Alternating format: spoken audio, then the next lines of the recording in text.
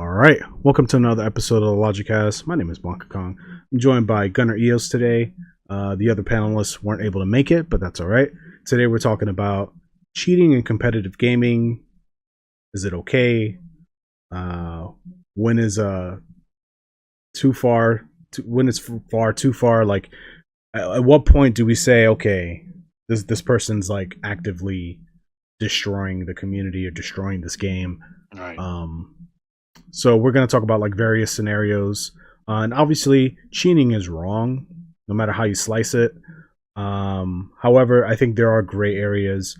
There are some more egregious cheating tactics than others. There's a scale to it, I think. But cheating is generally wrong. You shouldn't cheat. However, we're just going to kind of talk about the nuances of that. So I guess I'll start things off, and I'll bring up one of my news stories. Which one should I do? So I'll bring a more lighthearted one. So cheating in like card games, for example, and we're going to talk about like competitive video games as well, or primarily. But I used to play Yu-Gi-Oh way back in the day, the dinosaur age of like the Chaos era. So we're talking like Yu-Gi-Oh 2004 to like 2008. That's kind of when I played more competitively. Like I would attend, I attended only one regional, but I did attend a regional. And I did all right, and I also attended like weekly tournaments, things like that. So I was more of a local player, but I did take it pretty seriously. Okay. So I guess as serious as you could take a Japanese anime card game. So anyway, so this article is from Sportskita. Yu-Gi-Oh player caught cheating during a tournament live stream. This was posted March of 2022, so this was last year. And I'm just gonna kind of highlight some of the major points of the article here. Let me just find myself here. Okay, so the Yu-Gi-Oh player was sorting through his deck to find a card and quickly dropped the card out of his hand into the mat. Then quickly pulled the card from his hand back into the deck. Anyone who wasn't paying close attention might not have noticed this. He then resumed gameplay as usual. So basically, he activated a card that allowed him to search his deck for, a specific kind of card, and he kind of like basically slipped a card in his hand with a card from the deck. Basically manipulating what was actually in his hand, and he did it apparently so quickly that the player he was playing against and the judges and all the I guess live, like the people who were actually physically there at the event, didn't see it. It happened that fast. But people who were watching on Twitch, were able to clip it. Hey, I've seen the footage of that, and that was like almost some sleight of hand, like card tricks he was doing. Because the YouTuber I watched, he had to slow it down to show it, and I was like, oh, that's where he did it. So like the fact that people at the event, his opponent missed it, but like the eagle eyes over at Twitch managed to catch it. And I think the moderators who were, because it was like an official stream, the moderators who were monitoring the stream saw chat saying, yo, this guy just cheated, and that's how he got busted. I actually saw that. Yeah, so this happened last year. I haven't played Yu-Gi-Oh again since like 2008. So the game is radically different now, with pendulum monsters and like link summoning and all this other stuff that's like foreign to me. But I know there's like a lot of like searching in the deck now. Like there's a lot of that in the game today. And so this is something that's like, this existed back then, because what people would do back then during my time was, if they needed certain cards to be at the top of their deck or closer to the top of their deck, they would shuffle their deck in a way to where they would like do this weird shuffling thing where they would take like a stack, like 40% of the deck, and then kind of mash it into the other 60% of the deck, and they would just kind of continuously do that. But what they would do is, and I've caught people doing this to me, is they would keep like the top 3 cards, and they would never shuffle in those top 3 cards or top 2 cards. They would just keep mashing the same 30 cards or 20 cards into the same other 18 cards, but they would never change the top 3 cards to kind of ensure that they would get certain cards at a certain point in time in the game.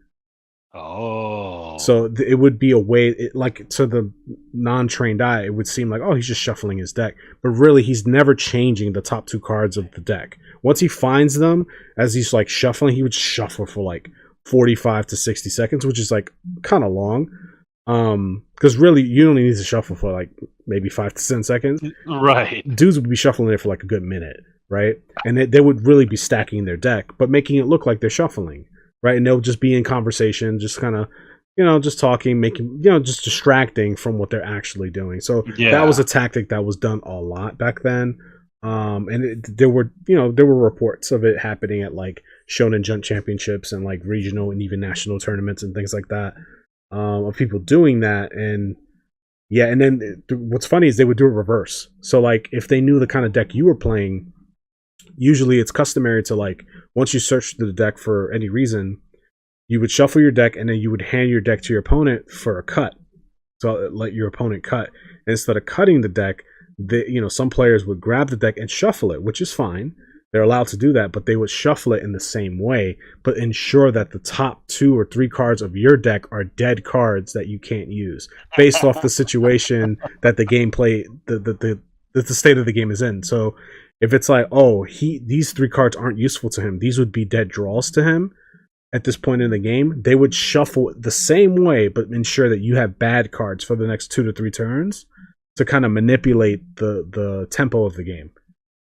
So damn, wow, I didn't think it went that deep. It's real shitty, and it's hard to point out, right? Like you can't, like you if you know, but if you don't know, it could bypass you very easily because it looks like you're shuffling, and different people shuffle different ways, and so they use that as like as a cloak to kind of like, oh, I'm just shuffling the deck. I don't know what you're talking about, and they'll just play stupid when you know what they're doing, but if you call it out, you might sound paranoid, like, oh, but you're shuffling it. This, like to the untrained eye. Like you're scared you're gonna lose, or you're just being unsportsmanlike. Yeah.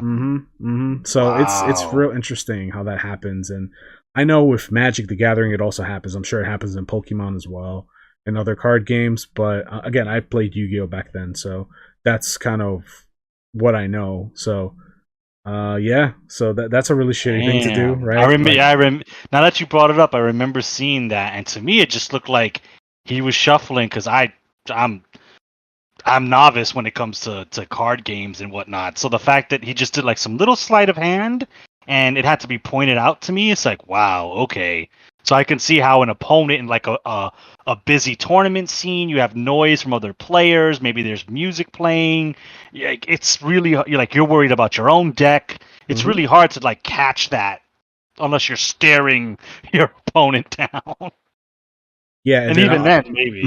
Yeah, and I'll say this last thing too.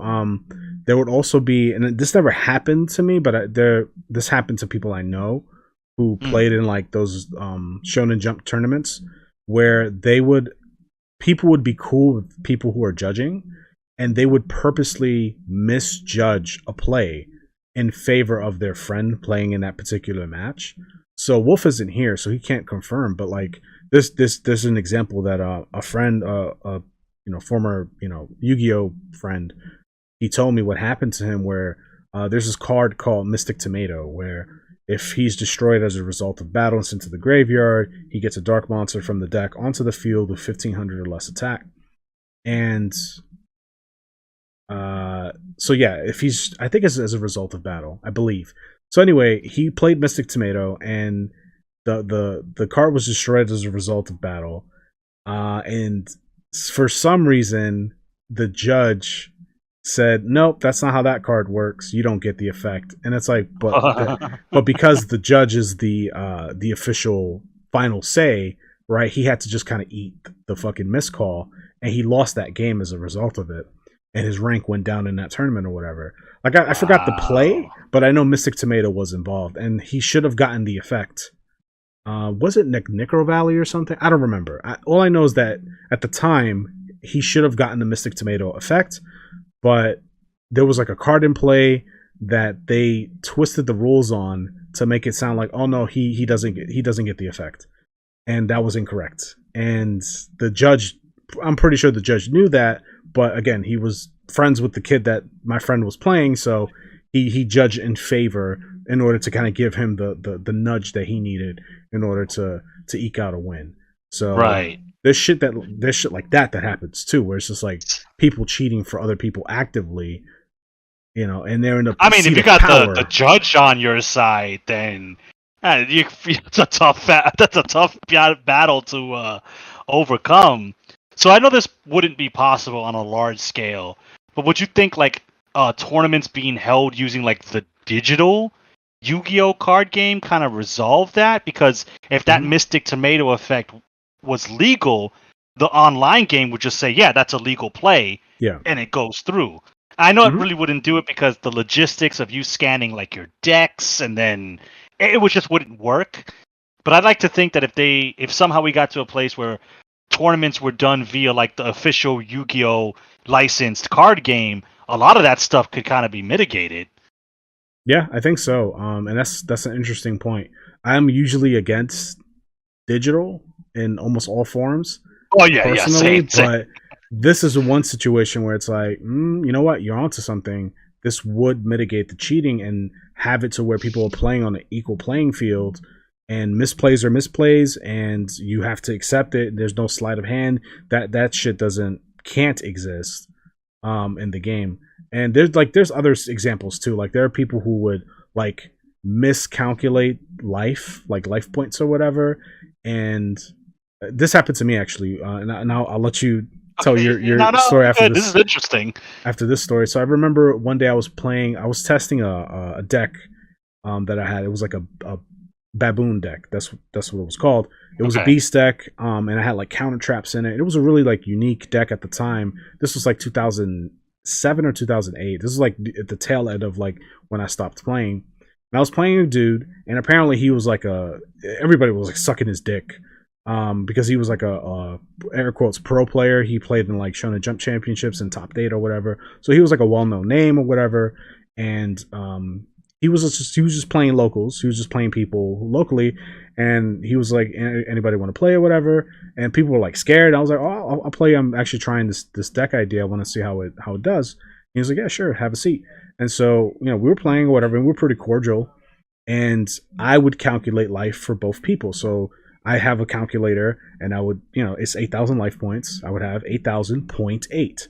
So I would calculate both players' life points. My life points are always 8,000, and then their life points is always 0.8. And whenever I would reduce life for them, it would be, let's say they take 1,000 points of damage, it would be minus 0.1. And it wouldn't touch the 8,000. It would just touch everything after point whatever, right? So that's how I calculated life on an old school calculator instead of writing it down, right? Because that takes time, right? And whatever. So you can miscalculate on that too, yeah. 100%. But the difference with writing it down is you could see those miscalculations, and it's all like there's history. You can see the history, but on a calculator there's no history button. Right. So anyway, I'm playing this guy and I beat him.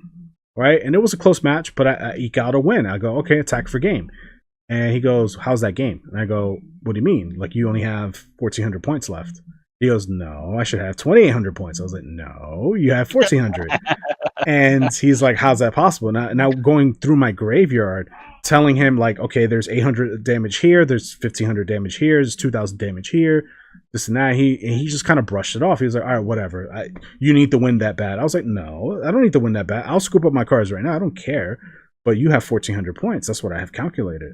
And looking back, I could have been wrong. That's possible. But like for me, that win, it didn't matter to me, right? I was just testing a deck against a pretty, high level player. That's how I saw it, right? So me cheating, I didn't see it as an advantage. I saw it as a disadvantage. If I'm gonna cheat, I'm not testing the deck at this point. I'm cheating myself. That's how I saw it. So, because now I'm not testing the limitations of the deck because I'm finding other avenues to win, right? So for me, it was like that wouldn't be worth it.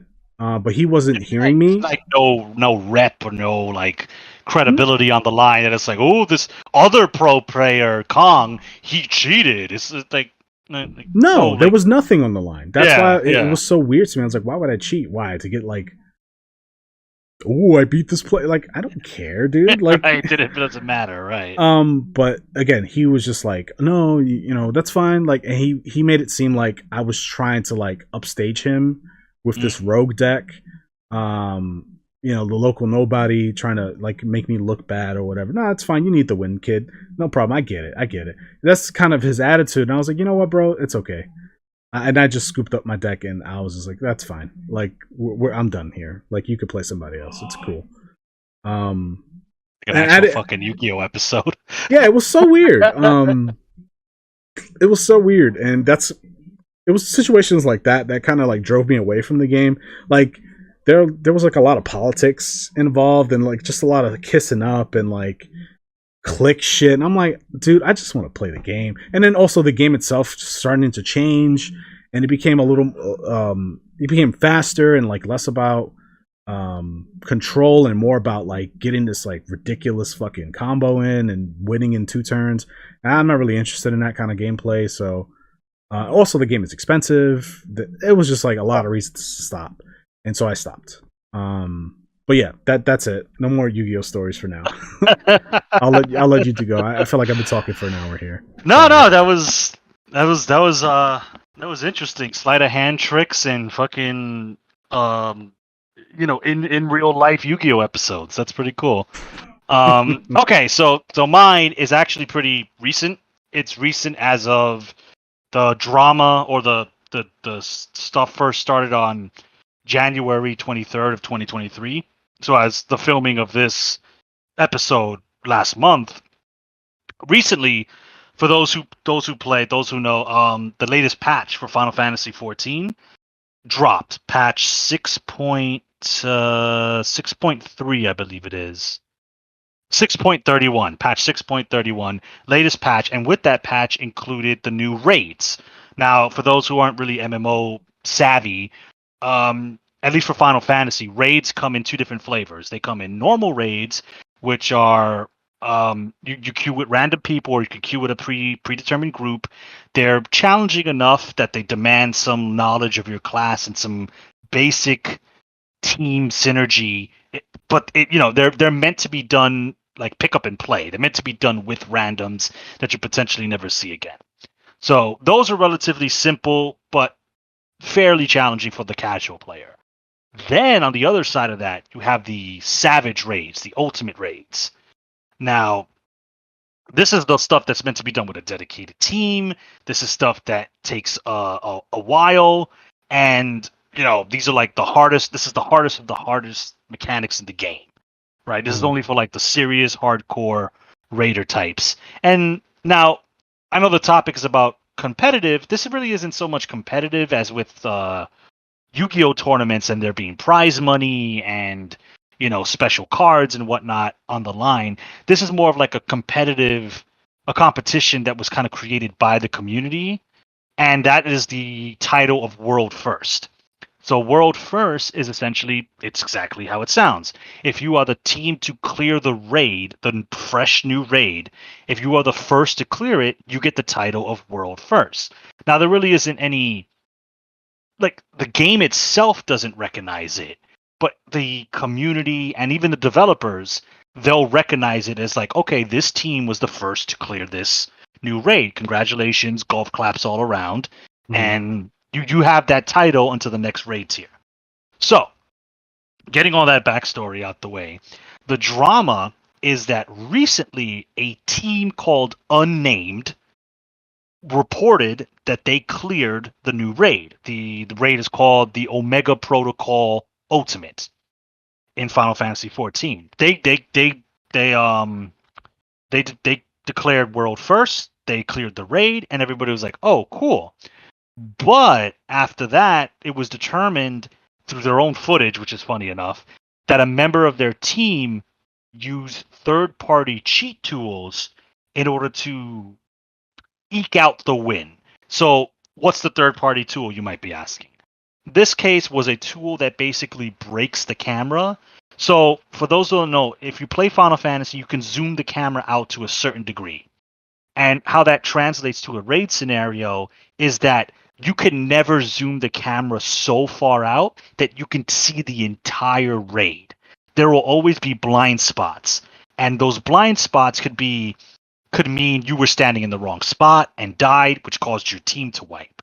So what the cheat does, it takes that blind spot away. So you're able to zoom all the way out and see the entire raid field. That's obviously illegal. That's obviously cheats, and that's obviously not intended by the game developers. So once this was brought out, their world first title was stripped away. They had to issue an apology, and this is something that I found pretty interesting in an update to the situation. The actual developers of the game actually punished the raid team by taking away, literally yoinking, the items that they got for clearing that fight. Wow. So they lost the gear, they lost the weapons, they lost the mount, they lost all of that, which it's like pretty unheard of since I've been playing. I used to play 14 a lot. I raided semi-seriously for like 5 years, 5+ years, and I've never heard of them doing that. They literally just took the items that they illicitly won and just basically, no, it's gone. We wiped it out of your account. You did not earn that legitimately, and so you should not have that in your inventory. So which I found pretty wild. So that's an example of like a competitive a competitive aspect of a video game that's not necessarily like an official competition, but still players using cheats in that environment in order to kind of carve out the first win, and they didn't do it legitimately. They obviously cheated. It's pretty blatant if you see the footage. So, and this also like brought up it's a conversation that goes on a lot in the 14 community. They also used parsing software. So for those who don't know, it's basically software that calculates the damage you're doing over a set period of time and just basically gives you a hard number. So usually DPS, tanks, and healers, they have certain numbers that they're expected to hit in a raid situation. And what a parser does is it tells you the number that you're hitting for the encounter so you know where you stand in terms of DPS, because the game doesn't tell you that naturally.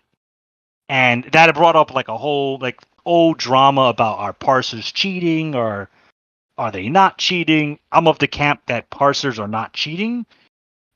As long as you're not using it to disrespect or grief, as they call it, another player, it's not cheating, because all of this is providing you information. It is providing you hard numbers to let you know how you're doing in a particular encounter, and that's just information. So I don't consider it cheating. But what these guys did was blatant, unabashed, point blank cheating. Well, I don't know. There's kind of a gray area there, and I mentioned this in the beginning, right? There are gray areas to cheating. So, in your opinion, and I don't have a dog in the fight, right? I don't play. No, 14. Yeah, I get it. So I'm looking at it from a very like unbiased position, right? Based on what you're telling me. So parsers, in your opinion, isn't cheating, which I agree with you to a certain degree. If you're just using a mod in order to scale your effectiveness, like I would use something like that in order to make sure that I'm pulling my own weight in the raid fight or whatever, right? However, I could see people using it for less honorable ways, right? So like, grief, as the community puts it, right? Like if you're a healer, hey, you're not healing enough, right? Because I know you're not healing enough because I'm looking at your stats, right? I saw your performance, right? It's like, I work in sales, so I know how annoying that could be, right? Where like, oh, sorry, Kong, your sales. Your sales in this particular category aren't up to snuff this quarter or whatever, right? Bringing that energy to a game is kind of like toxic. It's like, all right, bro, I don't. This isn't a sales job, right? We're not working for fucking Google over here. But isn't the map cheat, because it just basically extends the camera to where you could see things you wouldn't normally see? Correct. Isn't that similar? Because you're just feeding yourself information. You're not altering stats or anything like that. Isn't that kind of like one and the same? I mean, you're right. It is like a very gray area, but I think the parser kind of leans more towards the non-harmful area because it's a personal thing, whereas the like we're all as far as the parser goes, we're all doing that damage. Those numbers are being calculated regardless of whether we see them or not. It's just for the average player, they're being calculated in the background. You'll see damage numbers when you hit. So if you crit and you deal 20k worth of damage, you see that on the screen. But there's no way of you calculating the totality of the damage you did. That map cheat, that completely breaks the game, because the way the designers design the raid mechanics is they design it knowing the limitations of the map. So they'll put an attack there, and they'll have the fight designed where the 8 people in the raid, all 8 of them have to split up in different directions.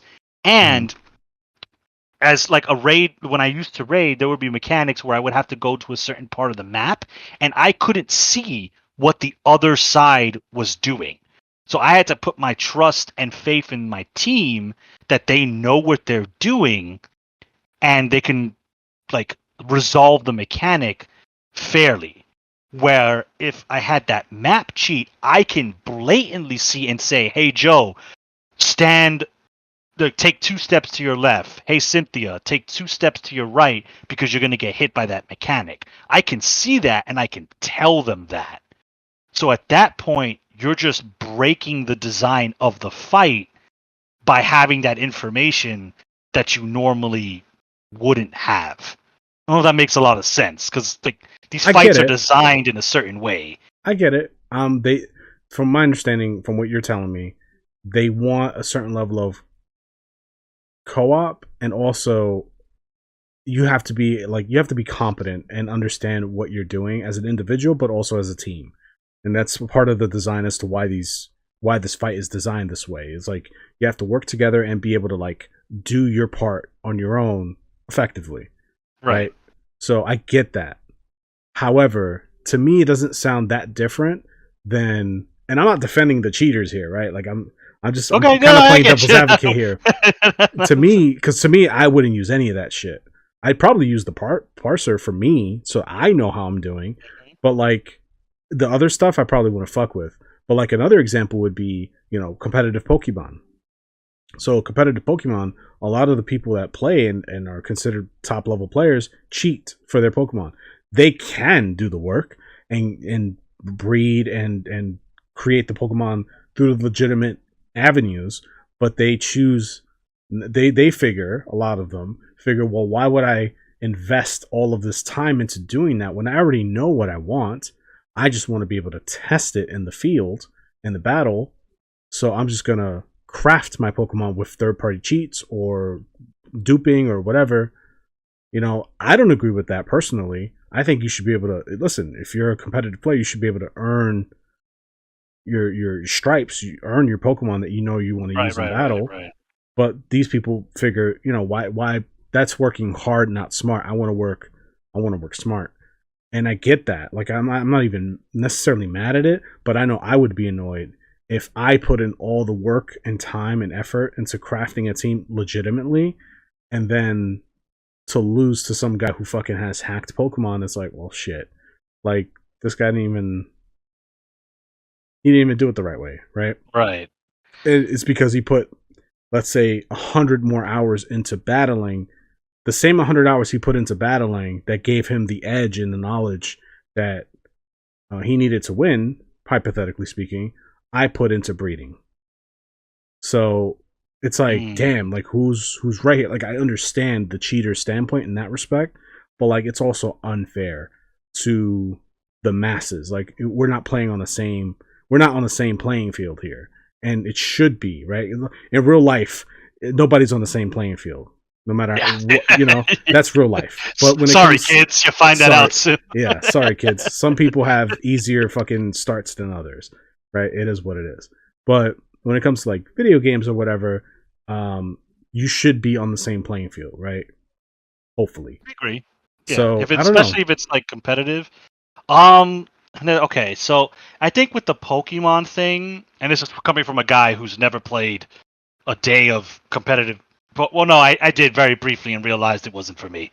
I think the guy who, for example, the guy who breeds his Pokemon goes through 20 million eggs, for example, I'm being facetious, and breeds the best Pikachu. We're going to be very generic here.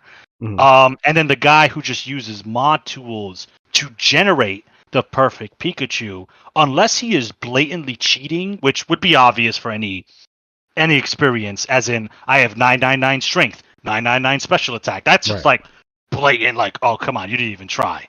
But if he basically breeds the perfect legitimate Pikachu, I can see where the breeder would like feel some type of way, because he's like, yeah, I put in all this work, I bred, I made sure it had the best egg moves and the best, I did that from scratch, whereas you put in a couple ones and zeros and got the end result. I understand that, but like this might sound a little like a little spicy, but if both the end results are the same and you both have legitimate Pokemon, I don't see where that's a problem in the competitive sense, because both the Pikachus are legitimate Pikachus. It's just one was achieved, I guess, the good old-fashioned way, whereas one kind of skipped the line and ended up at the same place as the Pikachu that was made the good old-fashioned way. But when you both throw your Pikachus into the ring, they're the same Pikachus. So it's really hard to, like, I know I kind of sound like I justify cheating in that respect, but in the Final Fantasy case, I think the end result or the motivation for the rating is different, right? For some people, the motivation is to get the mount, the weapon, the armor, right? That's the end goal. But for a lot of people, the motivation is the fight, like mastering the fight, going from day one where you're dying in one shot to, as the weeks go on, you get better and you clear this phase. And now you got to learn second phase and you clear second phase. And then you have to learn third phase. And I know this is like a level of bias speaking, but I think that is the overall win. It's going to sound real cheesy. The journey. I think the journey, yeah, which I that's like your take on the Pokemon. It's the journey of building that Pokemon and the breeding and the constant like micromanagement that is kind of maybe the bigger payoff than the actual end result. But so not to beat a dead horse, because I have some other like stories I want to discuss, but and I like this is interesting. So would you say that the map cheat isn't similar in the sense that it cuts the trial and error of learning the fight, the phase 3, phase 2, phase all that stuff? Doesn't it just cut that part out and kind of gets you to like the end result of victory? Isn't it similar? You don't see the parallels there? Because that's how I'm looking at it. But I don't know. I never played the fight, so I don't know. It does. It does. I mean, so, okay, I'll speak personally. As a guy who used to raid, to me, the fun was progressing through the fight. To me, the true win, I guess, or the true reward was stepping into the ring and just like, what the fuck does this do? Oh, I'm dead instantly. To learning the fight and then eventually clearing it. Yes, the cherry on top for me was the gear, right? That made me stronger.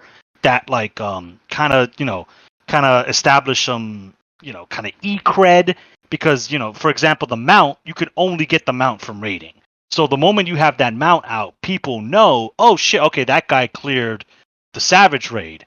And that's not what I did it for, but that is like I guess that's a bonus kind of like cherry on top brag right that you can get. But for me, the win was the fight itself, was mastering the fight, clearing the fight, and then getting to a point where me and my raid team could clear the fight every week consistently. That was the win for me. And I think for a lot of raiders, that's the victory. That's fair. And I respect that. But to me, it's like, the way I'm seeing it is let's use working out for example, like losing weight, getting fit, all that. Okay. There you can do it the legitimate way, diet, exercise consistently, and just grind, right? And just do it. Get out there, every day, every other day, hit the gym, all this, right? Hard work, right? Once you get those 6-pack abs and you look amazing, of course your confidence is gonna go through the roof. You're gonna be, in better shape. You're gonna feel more, you're just gonna be a better person, a better version of yourself, right? Yep. And you're gonna value that because you worked for it. Just like in anything, like when you work really hard at a job and you get that paycheck is so much sweeter because you fucking sweat for that shit, right? Same thing for like working out. So for you and for most people, according to what you're saying, it's the journey. It's getting there. It's doing the grind and like learning this fight. And once you win, it's not so much about the win. It's about the work that went behind that win, right? And I'm with you, brother. But there are some people who will get liposuction and get cosmetic surgery and get that end result for no work or very little work, but still have the same sense of accomplishment even though they didn't do shit. So what I'm saying is the cheaters in this example, using the map cheat, for them getting that W and getting that reputation of we cleared it first is equivalent to them for you doing it the traditional way. So is it cheating? I think so, but I could also see how somebody wouldn't see that as cheating. They would just see it as I'm just cutting out some of the work. I'm working smart and not hard. No, you're right. I mean? No, you're right. Because, I might sound like a hypocrite, but I think the map, blatant cheating. But the parser, people consider cheating. But the thing is, they're both third-party tools. Mm-hmm. They're both things that you download outside of the scope of Final Fantasy XIV. Right. But it's just like the parsers, it's not evil. It could be used for evil. But the map cheat is just like... I guess it's that line cross. It's the parsers behind the line. It's right there, but it's inherently, at least in my opinion, inherently a good. Yeah, it's inherently a good thing. It's a helpful thing that can be abused. The map cheat steps way over that line, as in it's an abusive thing that is, to me, it is solely downloaded to be abused and to violate like. The integrity of the design. Right, yes. I get you. I feel you. But there are going to be some individuals out there who are going to say, well, I work 60 hours a week. I don't have time to do the grind that you love so much, but I still want the mount. And I have the money to pay for the cheat. So it's like, damn, is he wrong? Does this really fall on the developers to do a better job at policing this?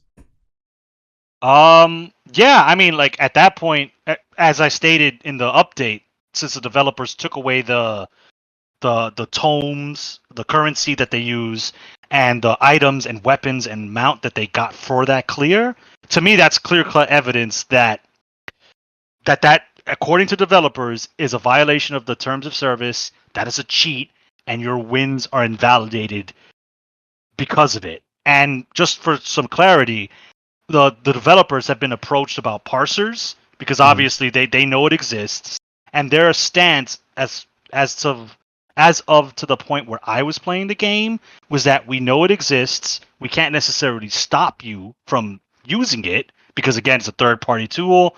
We can't stop you from using it, but it's kind of like a see no evil, hear no evil. We know it's using it and we accept it. But if we find out that you have used it to unfairly attack a person and evidence can be provided, then we won't delete your account, but people have been suspended for that. It's not the act of using a parser.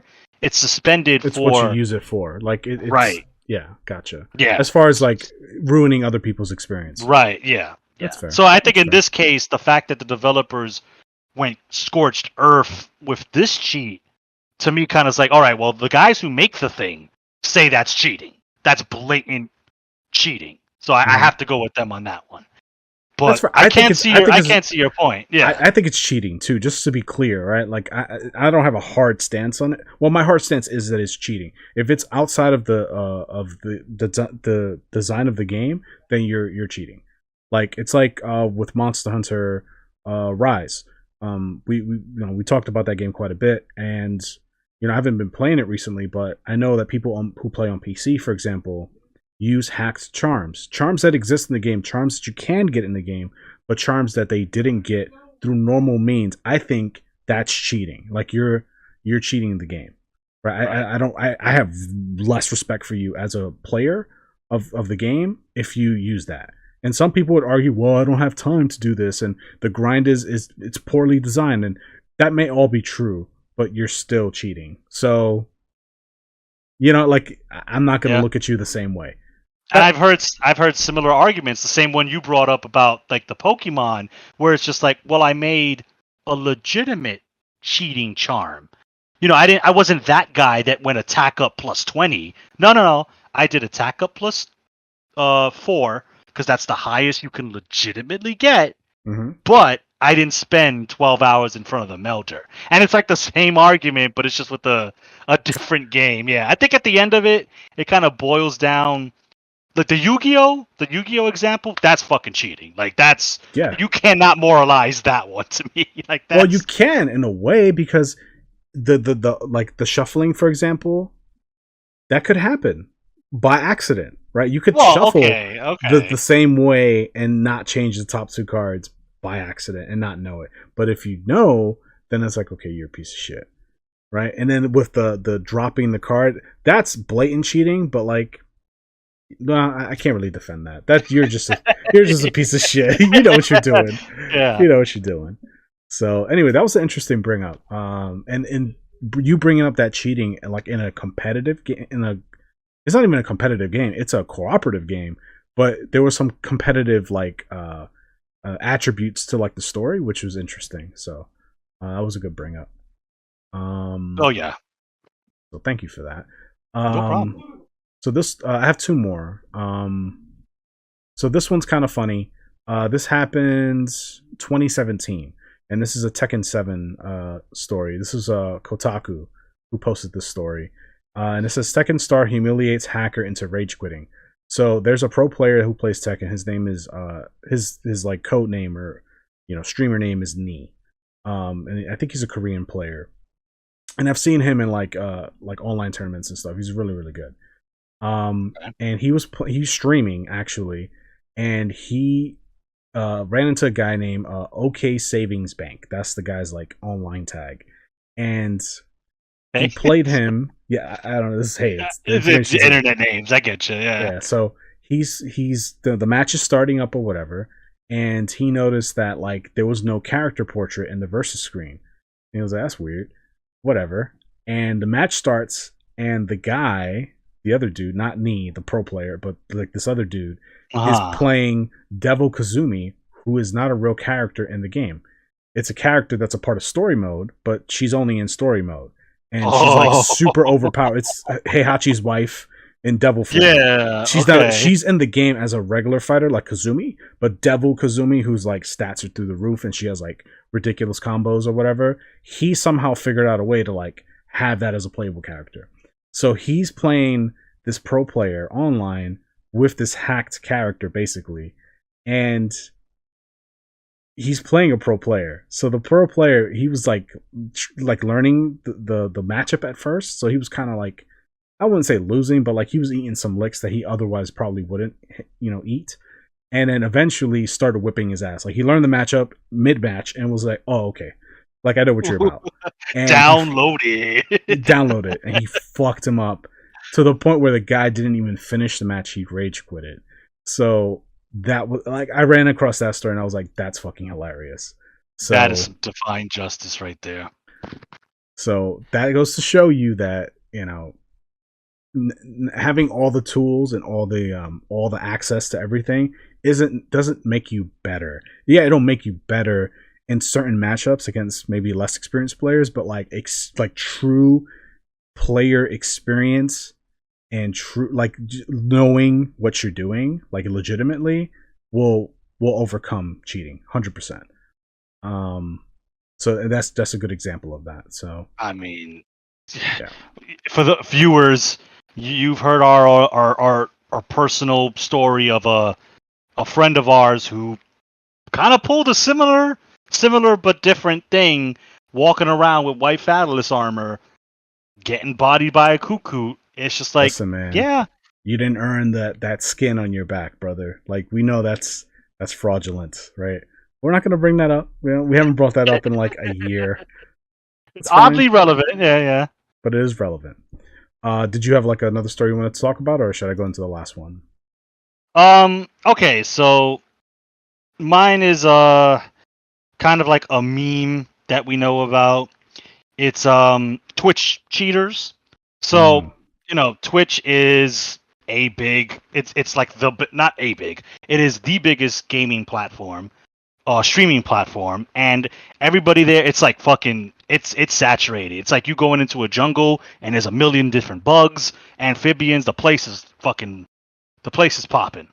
So, some exact like I'm a throw an oldie but a goodie. This is an example of a cheater who exposed themselves accidentally on stream. So this one is back in 2017. So like I said, an oldie. This was Haley Miss Gemini. Um, she was a popular Counter-Strike, CSGO, Counter-Strike Global Offensive, for those who don't know the acronym. She was a big streamer of that at the time. Still a popular game to this day. So she was playing CS:GO, and on stream live, she um she accidentally turned on her aimbots, her wall hacks. So on stream, you saw people through walls. You saw her aim, like Twitch aim towards that person, which was very funny because even though she had those, kind of to your example of the Tekken, she still lost the match. Even though she could see the guy behind the wall, she still lost. But the funny thing was, she did that on stream, and her entire chat fucking ratted her out. And the funny backstory to it is that she tried to pass it off by claiming that a friend that she let on her computer somehow downloaded hacks that you had to pay for and installed it on her computer as a LOL very funny joke. So she didn't even have the courtesy of going, sure, pal. yeah, you're like, oh, well, I fucked up, dudes. Yeah, I mean, it's pretty obvious. Like, I cheated. No, she tried to pass the buck to this mysterious friend that never revealed herself. And since the internet is a cruel mistress, her streaming career was done. It was fucking died in a day. And pretty much to this day, she's gone off the grid. She doesn't stream anymore. She's not really live on the internet, and she kind of ruined her whole pretty successful streaming career. And this was 2017. This was like before the, let's just say, current meta of Twitch of using your assets as Your the content. God given assets. Right. This is just like shocking. We watched you based on gameplay, and yeah, she kind of killed her. She not killing. She killed her whole streaming career because she cheated because she wanted to kind of excel or bring herself higher in the saturated market that is Twitch streaming, because it's hard out there. Like, this Twitch streaming requires you to have a webcam, an internet connection, and an account. That's it. Anybody can stream. So if you want to get yourself standing out, you want to earn money on this thing, you just want to have an audience, sometimes people use cheats to kind of give them that edge so they can potentially stand out from the crowd. But once you get exposed, like I said, the internet is a harsh mistress and they will never let you live it down. And I'd rather be the guy that streams for 3 people than streams for 3,000 people, but I'm cheating to do it. Because once I'm exposed, and if you're not careful, it will happen, you lose all of that in an Listen, instant. man, there's no honor in that person. Like, I can't bring myself to do that. Like, because I know it'll bother me. Like, it'll keep me up at night, literally. So I couldn't do that personally. Have I cheated in like certain games? I don't. I think the only cheat that comes to mind is back when we played Monster Hunter Freedom Unite on the PSP. We did use a HP cheat to see where the Oh monsters' yes, HP were. yeah. So I'll admit to that. And this was like my But is first that Monster Hunter game. cheating or is that learning information that already exists I within would the game? argue it's just learning information, right? But it is cheating, right? Because I'm It's cheating. Yeah, it was. diluting the experience that was intended by the developers. So I'll admit that it was cheating, but it was cheating for knowledge, right? To be better, right? Does that make it right? No, but that's my stance on it. So Hey, I'll admit, for those who remember, back in the day, I was a prolific action replay user. For those that know what you are, you're that old. oh yeah, Welcome to the I use club. action replay as well. Oh man, bro, I Yeah. did it. I brought Aerith back in Final Fantasy VII, even though it kept crashing my game every single time. Sometimes I would get infinite lives in a platformer because I suck at them. Hey, I needed to beat Crash. I'm not, Hey, nowadays I could probably do it, but back then I was dumb. So, sometimes in Final Fantasy I needed some EXP, so maybe I would have, EXP boosters going on. Funny enough, if you boot up a kind of like a port of an old Final Fantasy VII game, they actually have those now, legitimately. Like Square Wow, Enix puts them in. Yeah, that's yeah, it's funny. funny. But All right, so my last story is from 2016. Huh, interesting. Like 2017, 2016. A lot of mm, cheating going on here. So this is the lines, and all these articles we're referencing are going to be in the description down below. So if you guys want to like read these stories in full on your own, you're welcome to. This one's a little more serious, and this is why I saved it for last. So man convicted of wire fraud, um, biking, biking, biking biking EA of 16 million worth of FIFA coins. So this ooh, guy like cheated the system and got 16 million dollars of FIFA coins out of the game.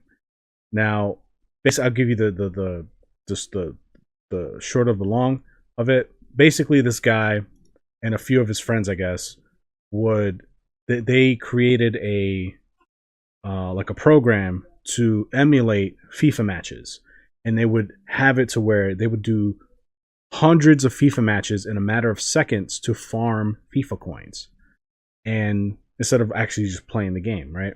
So they would do that and then sell the FIFA coins on a like third party website to other players who just wanted fast FIFA coins without doing the work and without paying like whatever fucking EA was charging the coins for. Because I'm assuming the coin farmers would sell it at a discounted rate because they were just mm-hmm. producing it by the shitload for no little to no effort, right?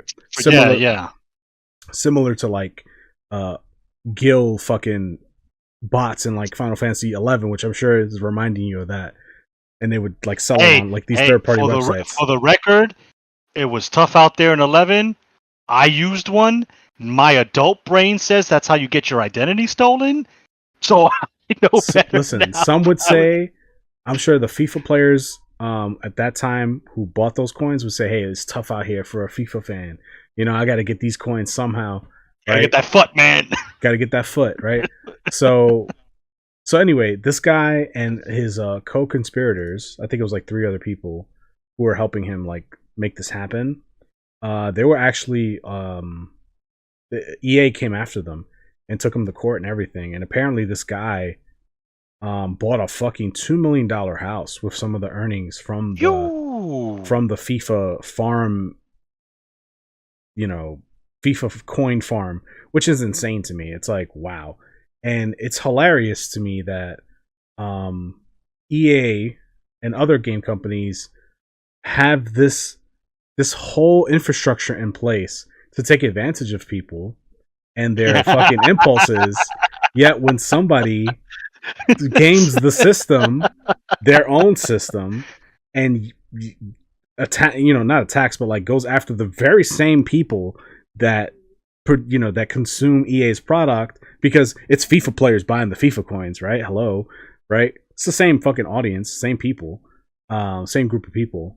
they come after this guy and like take him to court and fucking fucking crucify him, and gets the federal government involved, and like I don't know if he was convicted or not, but you know from what I've read, you're facing like 20 years in prison for like this level of fraud. Damn. Right? So I guess it is fraud. Yeah. It is. Yeah. I haven't done enough research. I haven't made the time to like do more research to see if like the guy was actually convicted. He probably was. I don't know if he was in jail for 20 years, but this I wanted to end with the story because it's just ridiculous. But also, listen, man, for those listening, cheating, it ain't worth it. It's not worth the trouble, because if you cheat against the wrong motherfucker, they're gonna come after you. They will send the wrath of the United States legal system on you, and you cannot beat EA. I'm sorry, J.G. Wentworth. He ain't touching EA. It's your money, and you ain't getting it now. It's gonna be your jail cell, and you're gonna be sleeping in it now, straight up. So don't cheat, man. It's not worth it. Like, and people cheat for different reasons, right? People cheat for the reputation. People cheat for money. People cheat for, like I said, reputation. Like the Final Fantasy guys who did it, right? They did it for the glory of being first. There was no tangible, real gain there. It was just reputation. Reputation is a valuable thing in our society, in human civilization. So understand, just like the girl in Gunner's example, the Twitch streamer, she gambled her reputation as a streamer and as a Counter-Strike player by cheating, right? And she lost it all. She gambled it and she lost, right? Yeah. People will do what they want to do. In my opinion, it is worth just being honorable, being honest, and going, you know what? I may not be the best. I may not be the richest. I may not be, the most good looking or whatever. But you know what? I'm real. And my stats are real. Like my KD is what it is. It may not be the best. It might not be the most impressive. But shit, I know that I got those 200 kills. I know those kills were legit me. Right? Or in Final Fantasy, I know that this gear, I got it the right way, and it's mine. Like there is no question. You get the polygraph going, right? It's mine. So there was always something like looking at the armor that I earned when I used to raid. It's all just digital pixels on the screen, but there was a sense of pride. To quote EA, there was a sense of pride and accomplishment in earning that, because it's like I knew what it took to get here. And it's all a video game, right? It's not, in the grand scheme of things, it's not changing the world. I get it. But it was just like, you know what? I took, me and these 7 other people, we took the time out of our day and we grinded this fight. We won it. And this is, this digital ninja armor, this feels a little bit special because of the work and the blood, sweat, and tears. Because let me say, there are some days where raiding does not go well, right? And you can that can ruin your whole fucking night. Because there would be days where I would just be pissed and I just didn't want to talk to anybody because we just had a shit night raiding. Yeah. So there's a lot that goes into that, and for people to just kind of fast track their way through that, it doesn't sit well with me. Me neither. I think you're a shithead, and you should reevaluate what you value and how you value things. That's just my humble opinion, of course. If you think I'm a shithead for being a square or whatever you want, whatever phrase you want to use, then you're welcome to feel that. That's okay. That's the beauty of free speech and the internet. So. But my last point is, look, I think I've said it in multiple podcasts, and I'll say it in this one since it's the most relevant. If it's a single player game and you want to fucking go balls to the walls and cheat, knock yourself out. You're not harming anyone. It's your game. It's your $60, $70. If you want to play Forspoken and start one-shotting everything that moves because you put in cheats, that's fine. That's your horse, your money. Play it how you want. The moment you start involving other people, whether it's cooperative or competitive head-to-head, and you're cheating, you lose respect for me because now you're involving other people that didn't agree to play against a cheater. So I'll leave it at that. Cheat on your own single player, knock yourself out. When you start involving others, nah, that's not cool. Yeah, I think mods are okay. We talked about this in the mods podcast episode. Like if it's a single player, just you and you have fun with Macho Man Randy Savage Dragons, then yeah, man, go have fun, right? That's cool. But like, or like we talked about Monster Hunter. I've seen a bunch of Monster Hunter mods where like people made Teostra like a giant, Simba from Lion King or whatever. Like I've seen that one. Yeah, yeah. Like if you want to do some wacky shit like that for entertainment value, your own or your like Twitch viewers, then cool, I get it.